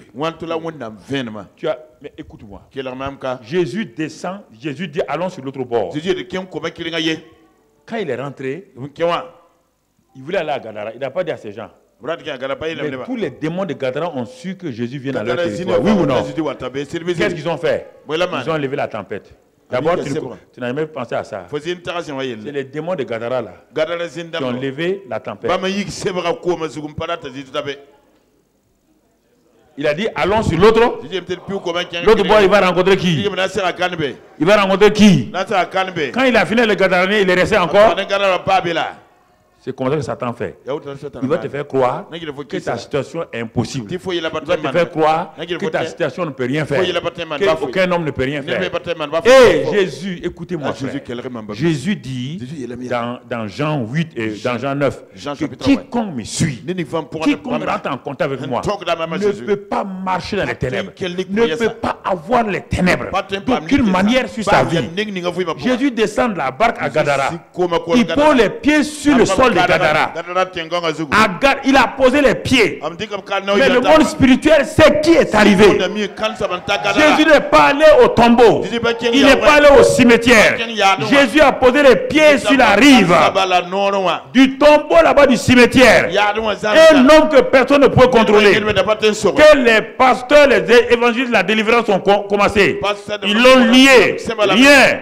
Ils ont tout fait. Rien. Mais là où les hommes ont échoué, quand Jésus a mis les pieds sur le sol de Gadara, le monde spirituel a su que le chef est arrivé. Brusquement, toute la ville de Gadara a vu l'homme devant qui tout le monde courait. L'homme l'a couru. Personne ne savait où il allait. Toute la foule le suit. Mais il ne connaît pas Jésus.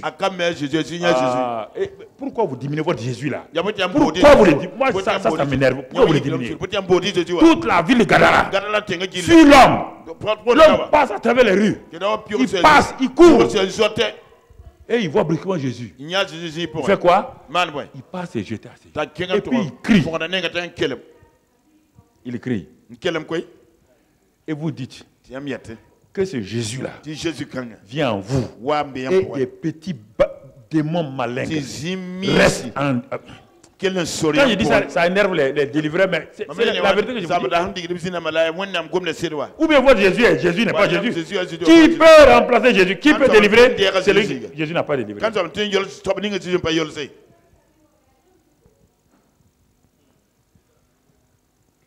Faut arrêter de faire le malin. Quel malin vous voulez faire que vous êtes délivré? Quel malin ça? C'est quel malin? Vous avez fini avec vos propres démons? Ceux qui ont fait les calculs, je ne sais pas, les légions, les militaires, c'est 2000. L'autre, j'ai entendu quelqu'un dire que les légions, c'est 6000. Je n'étais pas là-bas, je n'ai pas vu. Voilà. Si c'est 2000 ou 6000, je ne sais pas. Chacun parle. Moi, j'ai entendu ça. Ceux qui veulent faire malin disent que c'est 6000. Ça veut dire que quand il va te dire un jour qu'il a chassé une légion, tu vas entendre que lui, il a chassé combien? 6000 démons. Les gens aiment se vanter comme ça. Quand j'ai entendu ça, je me suis tué. Ferme ta bouche là et puis reste tranquille. Regarde, si lui chasse 6000 démons, c'est bon. Écoute-moi. Les démons ont crié. Ils ont crié. Qui a-t-il entre toi et nous? Qu'y a-t-il entre toi et nous? Les démons de Acte 19 ont dit, nous connaissons Jésus, nous connaissons Paul. Vous ne connaissez pas le monde spirituel. Le monde spirituel, vous vous fatiguez pour délivrer les gens. C'est pourquoi vous ne pouvez pas se précipiter pour délivrer les gens. Il faut prendre la personne. Il faut lui enlever les ténèbres. Tant que les ténèbres n'ont pas quitté sa pensée là, il pense que lui... J'ai vu plein de gens comme ça. Quand on a lutté, maintenant, Dieu m'a dit, va prier seulement. Va le voir. La personne a été délivrée. Simplement.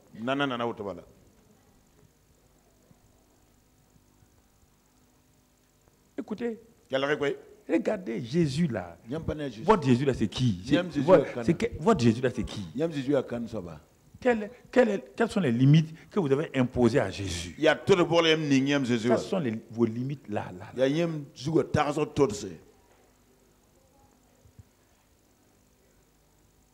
Il dit, il nous a délivrés de la puissance des ténèbres.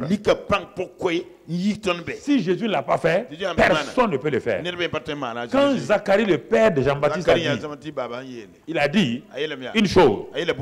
Quand sa bouche, sa langue s'est déliée, dans Luc 1, verset 67, je crois, il a parlé, il dit, Dieu va nous susciter un puissant Sauveur qui va nous délivrer de la main de nos ennemis et de nos adversaires. Qui va nous délivrer de la main de nos ennemis et tout. Et quand il nous aura délivrés, il va nous amener à le servir dans la crainte, dans la sainteté, dans tout. Quel est le Jésus que vous servez? Quelles sont les limites que vous avez mises sur ce Jésus-là? Regardez bien. Il y a plusieurs personnes qui connaissent. Il y a plusieurs frères.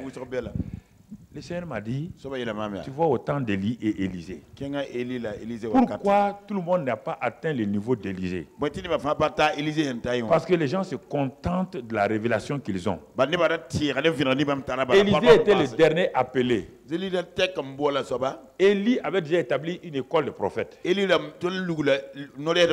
avait établi partout des écoles de prophètes. L'école de Gilgal, l'école de Bethel, l'école de Jéricho, l'école du Jourdain. Il avait établi partout les écoles. Et quand Élisée a quitté ses parents, Élisée savait que ce prophète-là était un homme qui opère dans le surnaturel. Quand on lui a jeté le manteau, on lui dit, n'oublie pas ce qu'on vient de te faire. On a retiré le manteau. Élisée savait que si un jour il veut opérer comme cet homme-là, il faut qu'il ait ce manteau-là. On lui a dit, n'oublie pas ce qu'on t'a fait. Élie amène Élisée donc dans ces différentes écoles de prophètes. Les écoles de révélation et de prophétie commencent toujours par l'école de Gilgal. Gilgal veut dire rouler l'opprobre sur la vie des gens. L'opprobre des péchés, l'opprobre de Satan qui est sur la vie des gens, c'est là-bas que tu dois rencontrer Dieu d'une façon surnaturelle. C'est là-bas l'école de la circoncision du cœur. Gilgal, c'est là-bas que la nouvelle génération a été circoncis dans les plaines de Jéricho à Gilgal. Élisée a suivi Élie. Il est allé au niveau 1 de l'école des prophètes. On ne peut pas être prophète si le cœur n'est pas circoncis. Quand Satan va mettre le doute en toi, tu auras des problèmes. C'est pourquoi l'école de prophétie, de la révélation, commence à Gilgal, où Dieu circoncit ton cœur, où Dieu enlève les choses qui empêchent que tu crois en ce que Dieu dit, parce que tu es limité par tes pensées. Et quand Dieu a fini là-bas, Élie dit à Élisée, reste ici, Dieu m'envoie à Bethel. Mais Élisée a dit pas question. Mais ceux de Gilgal n'ont pas suivi. Parce qu'ils sont déjà habitués à la révélation de Gilgal. Quand quelqu'un est habitué à la révélation de ta dénomination, il ne veut pas progresser, il a peur de progresser. Ils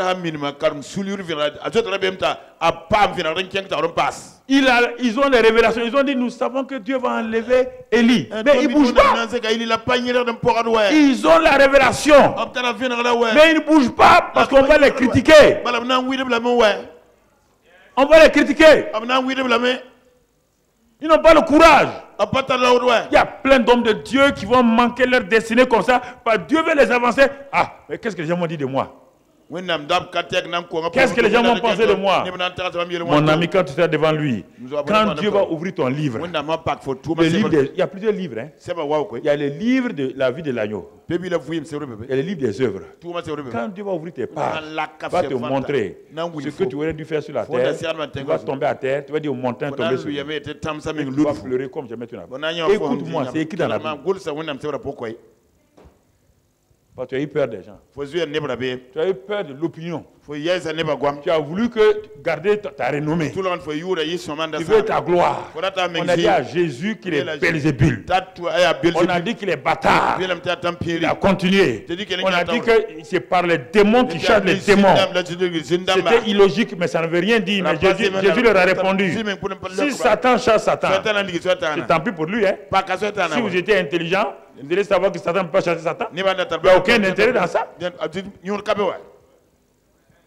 Écoutez-moi, frère. Écoutez-moi. Et les gens ne voulaient pas avancer. J'avais peur d'avancer. Mais Élisée dit, Gilgalien, j'ai la révélation aussi. Mais moi, je ne m'arrête pas à Gilgal. Il a continué à Bethel. C'est le deuxième élément de la révélation. Bethel. On n'est pas sur ça aujourd'hui. Après ça, les gens de Bethel, les prophètes de Bethel, ont dit, nous savons. Élisée dit, je le sais. Le fait de savoir, ça ne veut rien dire. Est-ce que tu progresses? Tu progresses? Dieu crée en toi une soif. Les chrétiens avancent par la soif et la faim. Le jour que tu es satisfait de toi-même, tu vas avancer. Je ne suis jamais satisfait de moi-même. Il y a une faim. Parfois, je m'assois, je pleure. Je m'assois au bord de mon lit, je pleure tout seul. Il y a une faim, une soif en moi. Quand Dieu me donne aujourd'hui, demain, c'est pourquoi Dieu a créé que l'homme mange chaque jour. L'homme a faim chaque jour. Vous ne comprenez pas Dieu, c'est pourquoi. Le Dieu qui a créé que l'homme a faim chaque jour, là, est le même Dieu qui a créé que l'homme ait faim de lui chaque jour. C'est difficile, les gens ne comprennent pas. Il ne faut pas la relation entre le naturel et le spirituel. Dieu aurait pu faire que si vous mangez aujourd'hui, il faut 3 mois avant de manger. Il utilise le naturel pour vous parler. Quand tu as faim, tu te sens mal à l'aise. Naturellement. Quand tu as faim spirituellement, tu es mal à l'aise. Et beaucoup de gens disent que c'est les démons. Ce n'est pas des démons. Non. Dieu veut t'amener plus loin. Élisée a dit pas question, je ne reste pas à Bethel. Je ne reste pas à Jéricho. Il a vu plusieurs aspects du ministère. Chaque dénomination, Gilgalien, Bethéléen, Jérichois, chaque dénomination avait des révélations. Les Jérichois avaient la révélation du combat. Les murailles renversées. Les de Jéricho sont tombés. Ils connaissent ça. Élisée dit, moi je m'en vais derrière Élie. Non, Élisée reste ici. On fait le combat. Ils arrivent là-bas, ils trouvent les meilleurs, les 50 meilleurs étudiants d'Élie. 50 meilleurs étudiants qui sont en classe de master en prophétie. Ils sont arrêtés. Ils sont arrêtés. Mais ils sont bloqués par le Jourdain. Pour franchir le Jourdain, mon ami, l'expérience de Gilgal ne suffit pas. L'expérience de Bethel ne suffit pas. L'expérience du combat spirituel ne suffit pas. Ils ont fait tout ça, ils sont arrivés au Jourdain. Ils sont bloqués parce qu'ils n'ont pas la révélation de la foi. La foi qui transforme. La foi qui transporte les montagnes. Les gens ont la foi, ils ne savent pas comment l'utiliser pour transporter les montagnes. Élie arrive, il voit ses étudiants, ces gens de master là. Et Élisée vient de rentrer dans l'école de master. Le master de la révélation. Il est collé à Élie. C'est ça. Être collé au Saint-Esprit, la communion du Saint-Esprit. Il est collé. Ce que Élie fait, Élisée regarde. Il veut la révélation. Et là, un disciple, c'est quelqu'un qui est collé à son maître. Les étudiants vont à la maison. Le disciple ne va jamais à la maison. Le disciple reste avec son maître. Là où le maître dort, le disciple dort. Quand le maître a une révélation, le disciple a cette révélation. Quand il est passé maintenant, il dit bon, demande ce que tu veux. C'est ça qu'on va voir avec la prière. Regardez ce qu'Élie dit. Demande ce que tu veux que je fasse avant d'aller. Quand tu franchis ça, la Bible dit la prière fervente du juste a une grande efficacité. Il ne va pas demander 10 choses. Le juste ne demande pas 10 choses. Le juste demande les choses importantes. On lui demande, demande-moi ce que tu veux que je fasse. Élisée a regardé Gilgal, Bethel, Jéricho. Il est maintenant au Jourdain. Il dit, chef, tu viens de franchir le Jourdain. Il dit, je veux une double portion de l'onction qui est sur toi. Tu n'étais pas dans le contrat? On a dit seulement, pense à ce que le gars, il sait maintenant que tout ce qu'il va demander, parce qu'il est rentré dans cette phase du surnaturel. Écoutez, il sait que bientôt, il est entré au-delà du Jourdain. Le Jourdain est derrière toi. Ça, c'est un autre message. Quand le Jourdain est derrière toi, tu es à l'aise. Si tu ne fais pas attention, tu deviens comme Enoch. Si tu franchis ça là, tu ne fais pas attention, tu peux disparaître. Enoch a franchi ça. Avant qu'il sache, il s'est trouvé au ciel. Qu'est-ce que j'ai fait ici? Dieu dit, mais non, tu as franchi la limite. Quand on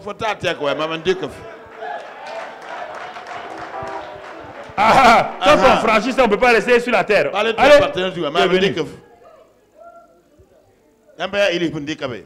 regardez une phrase. Il dit, si tu me vois partir. De quoi il parle? Il ne parle pas de vue. Non. Le monde spirituel va se manifester. Les chars de Dieu viennent. Les chars de Dieu ne sont pas physiques.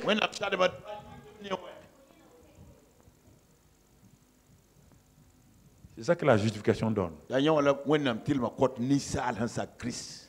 La justification, mon frère, tu n'as pas besoin de prier longuement. Tu sais, le Saint-Esprit étant là, ton maître étant là, qu'est-ce qu'il fait? Il te dit, on va le voir demain peut-être, il dit que le Saint-Esprit connaît notre faiblesse. Dans la vie de prière, nous tous nous sommes faibles. Nous tous sans exception. Les gens ne comprennent pas ça. Ils disent on prie. Quand il dit ça, le pasteur n'aime pas la prière. Non. La Bible te dit que dans la vie d'un chrétien, son seul point faible, c'est la prière. Romains 8, 26, 27. Parce qu'il ne sait même pas ce qu'il faut demander et il ne sait même pas comment demander. La vie de prière est une vie de l'esprit. Ce n'est pas une vie d'aller réunir les gens, prier. Non. C'est une vie de l'esprit. Il dit l'esprit qui sonde tout, qui connaît tout. Il dit, dans cette faiblesse-là, l'esprit va te dire, il sait ce qu'il te faut. Et il sait comment l'avoir. Mais toi, tu penses que tu le sais. Tu ne le sais pas. C'est la seule dimension de la faiblesse du chrétien. C'est la vie de prière. Et c'est pourquoi Dieu nous a donné le Saint-Esprit. C'est pourquoi dans Romains 8, tu vas voir, dans Romains 7, on parle une fois du Saint-Esprit. Dans Romains 6, on parle de la croix. Dans Romains 5, on parle de la justification. Romains 4, on parle de la foi d'Abraham. Romains 3, on parle du péché. Romains 1 et 2, on parle du monde qui se moque. Dans Romains 8, il y a au moins 10-15 fois l'esprit. C'est lui qui est conduit par l'esprit. Le Saint-Esprit témoigne notre esprit. Il dit, donc là-bas, tout l'esprit de vie. Dans Romains 8, là, tout est Saint-Esprit. C'est la dimension surnaturelle. Et c'est pourquoi on termine Romains 8 avec un cantique de gloire. Il dit, mais la mort, il dit l'épée, le péril, toutes ces choses-là, pour quelqu'un qui a l'Esprit Saint, quelqu'un qui est justifié, quelqu'un qui n'a plus de condamnation sur lui, quelqu'un qui ne marche plus selon la chair, qui marche selon l'Esprit, quelqu'un qui a l'Esprit de vie en lui, qui a laissé la vie de la chair. Il dit cet homme-là, il a le témoin du Saint-Esprit en lui, il est enfant de Dieu, et le Saint-Esprit le conduit, car ceux qui sont conduits par le Saint-Esprit sont fils de Dieu, et toute la création attend les filles de Dieu. Il dit ce fils de Dieu-là, il a une seule faiblesse, il ne sait pas comment prier, il ne sait pas quoi prier. Le Saint-Esprit qui vient va l'aider. Il dit, mais dans toutes ces choses-là, ils sont plus que vainqueurs. Rien ne peut nous séparer. Et il parle maintenant. Il aura des problèmes. Mais cet homme-là, il dit, mais Christ est avec lui. Et il a un destin au ciel. Il dit toutes ces choses-là, il est plus que vainqueur. Et on termine au Romains 8. On termine au Romains 8. On termine au Romains 8. Ça, c'est la vie de l'esprit. Ça n'a rien à voir avec le baptême du Saint-Esprit. Ça, c'est la vie de l'esprit.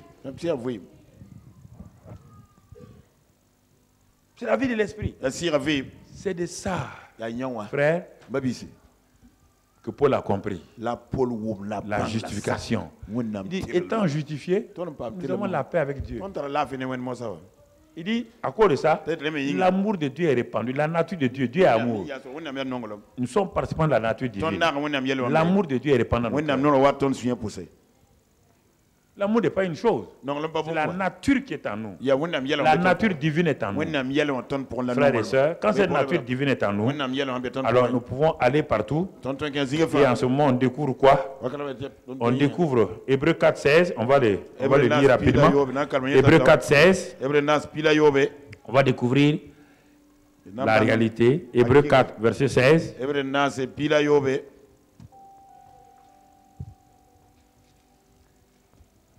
Merci mon ami. Approchons-nous donc avec assurance. Vous voyez bien?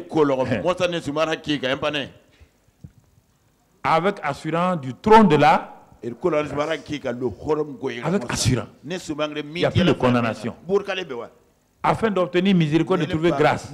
Pour être secouru dans nos... Et c'est pas fini. Hébreux 10, verset 19. Regarde. Hébreux 10, verset 19. 10, 19. Il dit, va un peu plus, voilà. Ainsi donc, frères, nous avons au moyen du sang de Jésus une libre entrée dans le sanctuaire. C'est ça là. Je te parle de prière et de communion maintenant. Ce n'est pas seulement prière, hein. Je parle de communion. Tout le monde avait peur de Dieu depuis la chute. Mais on te dit maintenant, quand il dit Hébreux 4,16 là, il dit approchons-nous avec une pleine assurance. Sur la base de quoi? Nous avons une libre entrée au moyen du sang de Jésus dans le sanctuaire. Pour entrer dans le sanctuaire avant, il n'y a que le souverain sacrificateur. Parce que la présence de Dieu se trouvait dans le lieu très saint. Et tout le monde n'avait pas accès à ça.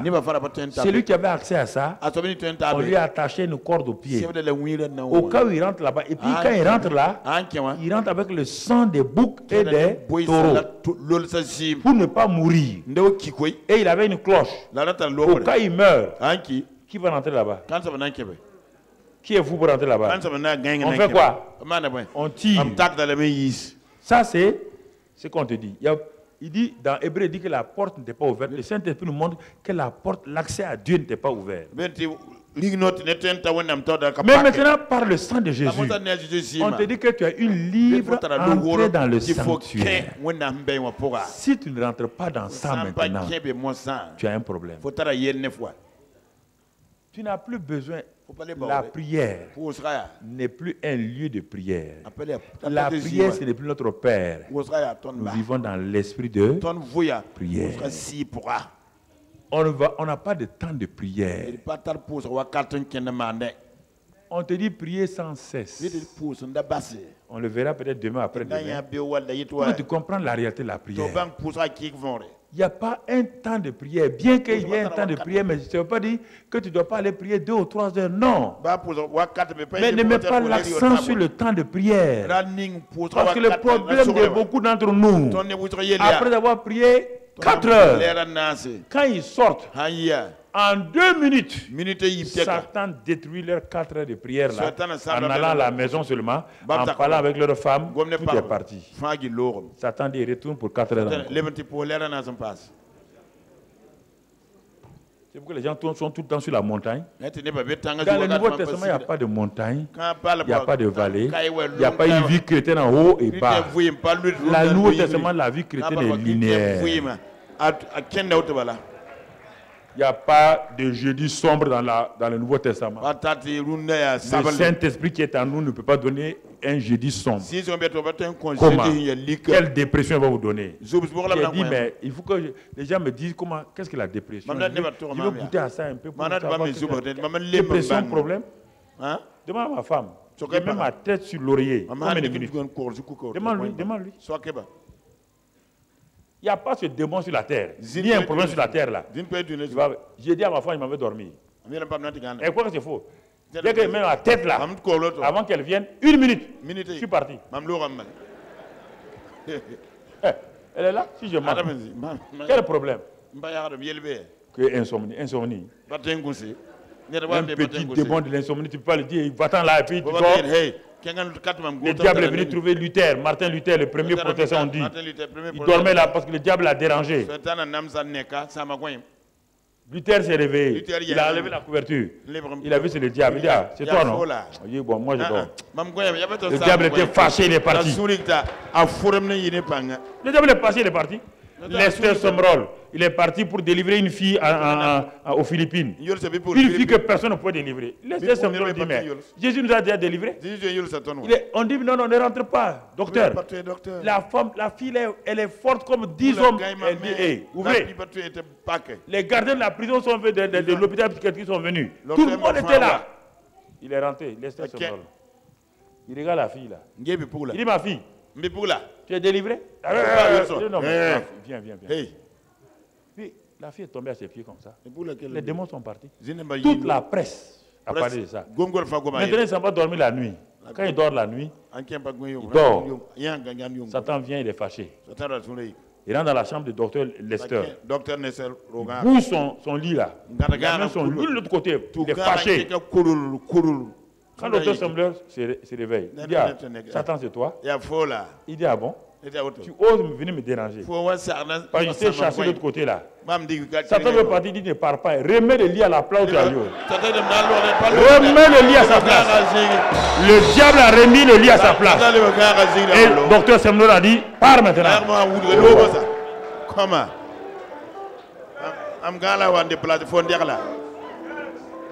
Il faut que... Ayez la certitude. Et soyez des chrétiens simples. Je vais m'arrêter avec vous. Demain matin, et je vous en prie, si vous n'avez pas beaucoup de choses, venez, lève ta main, dis Seigneur, merci ce soir pour ta grâce, ton amour, ta bonté. Je suis injustifié de première classe. Je ne suis pas un chrétien coupé, décalé. Car tu m'as justifié. Tu m'as délivré de la puissance des ténèbres. Tu m'as donné ta propre nature. Je suis participant de la nature divine. Le Saint-Esprit demeure en moi. À cause de cette présence, je m'arrête devant Satan. Sans culpabilité, sans peur, sans complexe d'infériorité. Je lui dis, Satan, tu n'as rien à faire avec moi. Car le Christ qui habite en moi est le Christ triomphateur. Il m'a donné son triomphe. Et c'est pourquoi ce soir, je vis dans ce triomphe. Je marche dans ce triomphe. Merci Seigneur. Parce que cela est fait. À toi la gloire, la louange et l'honneur. Au nom de Christ Jésus. Amen.